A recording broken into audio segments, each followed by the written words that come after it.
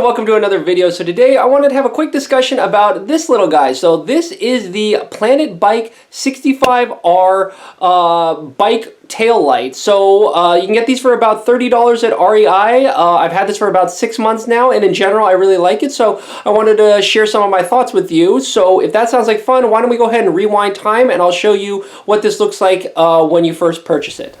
All right, so let's go ahead and get this out of the box. So here it is, the Planet Bike Superflash 65R. Yeah, pretty standard box. There is a lot of good information here on the back, namely things like the weight. You can see down here, I think it's 52 grams, excuse me. Planet Bike makes another flasher that, we'll talk about a little later. That was, I think it's the Roja, and it's only 3 grams lighter, and it's smaller, and for some reason it cost a little bit more. Again, this guy cost me about $30 at REI.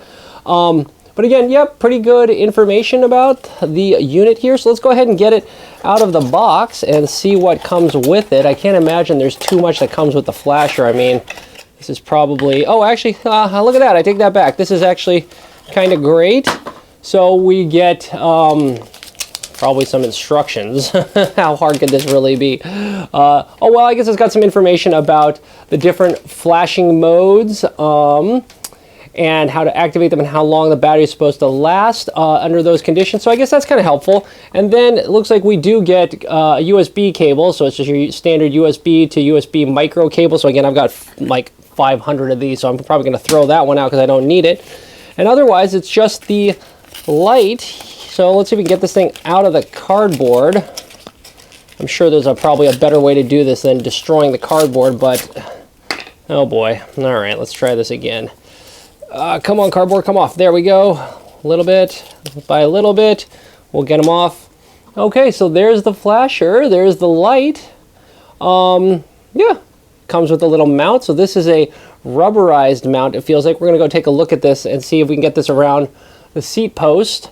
So you can see it's not stiff plastic. It is actually this kind of rubberized guy that you just kind of flip around and clip to itself, and this hopefully goes around your seat post or wherever you want to put this. So let's go ahead and charge this guy up and then give it a try, and we'll get this guy mounted onto the bike.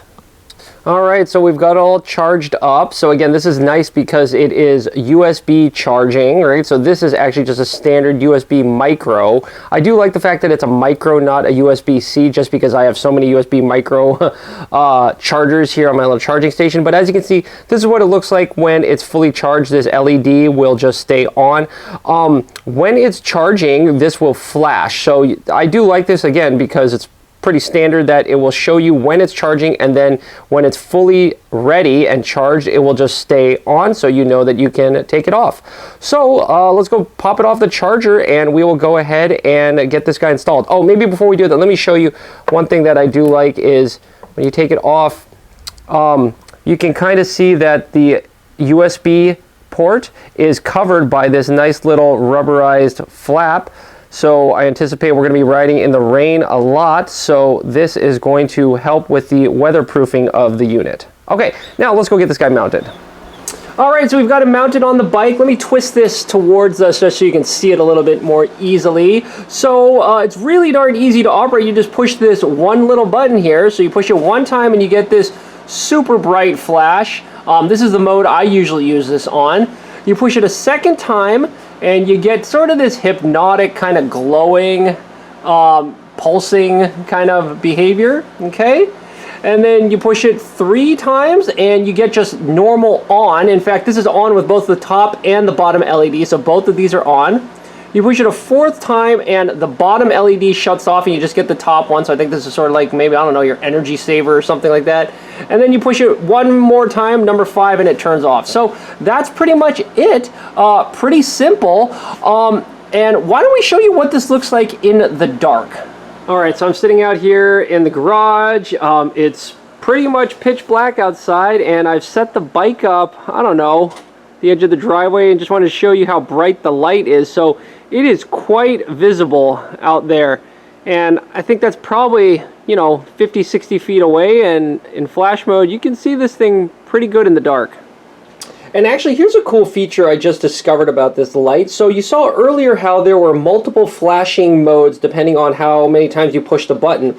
But now the battery is actually kind of getting low on this, and when you now push it one time, you basically get this flash, and you push it one more time and it turns off. So basically, it looks like in low battery mode, you only get this one single flashing mode, and you can't access any of the others. So again, this makes this actually nice because it tells you now and makes me aware that, hey, the battery's about to die and I should go recharge it. So again, it looks like the way this notifies you that the battery is low is when you turn it on, instead of getting that other kind of interesting flash, you get this solid kind of on, off, on, off, on, off, and that's the only mode that is available. So great.